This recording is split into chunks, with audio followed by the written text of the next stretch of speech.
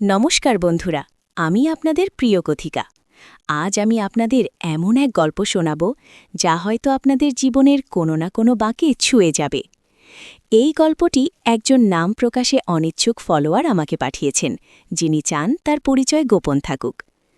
আপনারা জানেন, আমার এই চ্যানেলটি এমন সব গোপন, রুদ্ধশ্বাস আর হৃদয়স্পর্শী গল্পের জন্য পরিচিত।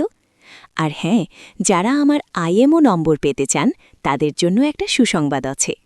গল্পের কোনো এক ফাঁকে আমি আমার ব্যক্তিগত আইএমও নম্বরটি দেব, তাই নাম্বারটি পেতে হলে পুরো গল্পটি মনোযোগ দিয়ে শুনতে হবে। গল্পটা শুরু হয়েছিল গত বছর, আমার ছোট বোন তিয়ার বিয়ের দিনে। বিয়ের অনেক দায়িত্ব, অনেক আয়োজন, তার মধ্যে অন্যতম ছিল ফটোগ্রাফি। আমার বর অনিক তার বাবার বন্ধু শ্রীনাথ বাবুর একমাত্র ছেলে রাতুলকে দায়িত্ব দিয়েছিল বিয়ের সমস্ত ছবি তোলার। রাতুল একজন পেশাদার ফটোগ্রাফার, দেখতে শুনতে ভালো, বুদ্ধিদীপ্ত আর ভীষণ শান্ত প্রকৃতির। প্রথম থেকেই তার কাজের প্রতি একাগ্রতা আমার নজর কেড়েছিল। বিয়ের অনুষ্ঠানের পুরো সময়টাতেই রাতুল ব্যস্ত ছিল তার ক্যামেরায়। আমি অবশ্য কিছুটা দূরত্ব রেখেই তাকে দেখছিলাম। আমার মনে হতো এই পেশাদারি সম্পর্কের আড়ালে তার চোখে অন্য কোনো ভাষা লুকিয়ে আছে।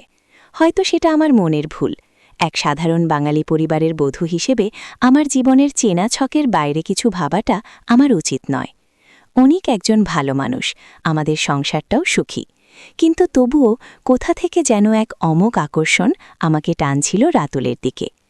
বিয়ের পর যখন সব অতিথি চলে গেল, তখন দায়িত্ব পড়ল ছবিগুলো গোছানোর। অনিক আর রাতুল মিলে ঠিক করল কিছু ছবি সিলেক্ট করে অ্যালবাম তৈরি করবে।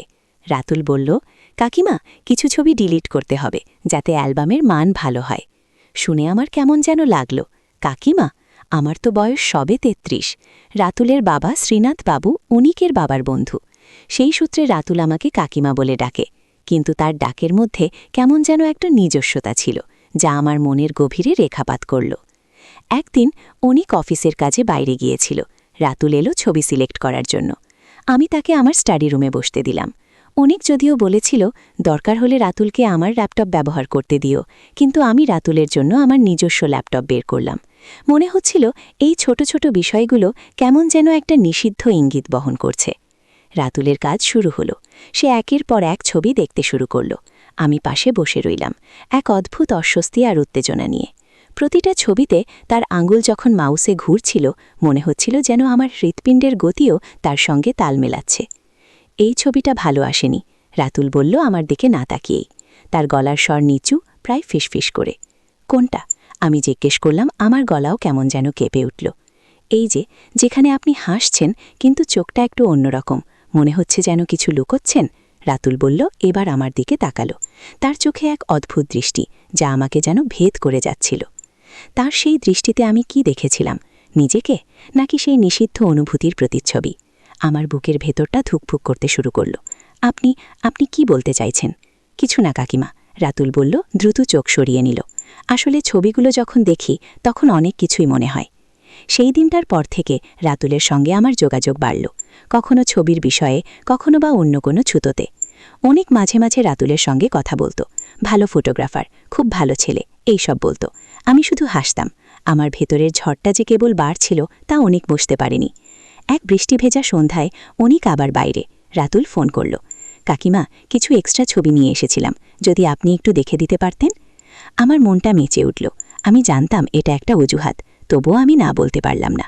রাতুল এলো, তার হাতে একটা পেন ড্রাইভ। ভেতরে আসুন, আমি বললাম। রাতুলের চোখে মুখে কেমন যেন একটা অন্যরকম আলো। সে ভেতরে ঢুকে আমার সামনে ল্যাপটপ নিয়ে বসল। আমি তার পাশে বসলাম। বৃষ্টির শব্দ, মৃদু আলো আর তার গায়ের হালকা পারফিউমের গন্ধ, সব মিলিয়ে এক মাদকাতামর পরিবেশ তৈরি হলো।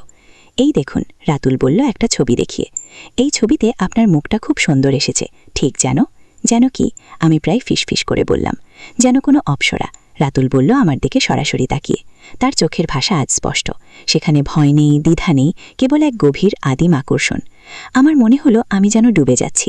তার চোখে আমি আমার নিজের প্রতিবিম্ব দেখতে পেলাম, কিন্তু সেই আমি এক অন্য আমি, যে আমি এতদিন লুকিয়েছিল, আজ সে বেরিয়ে আসতে চাইছে। আপনি আপনি এসব কি বলছেন? আমি ভাঙা গলায় বললাম। যা আমার মন বলছে, রাতুল বলল, তার হাতটা আস্তে আস্তে আমার হাতের দিকে বাড়ালো।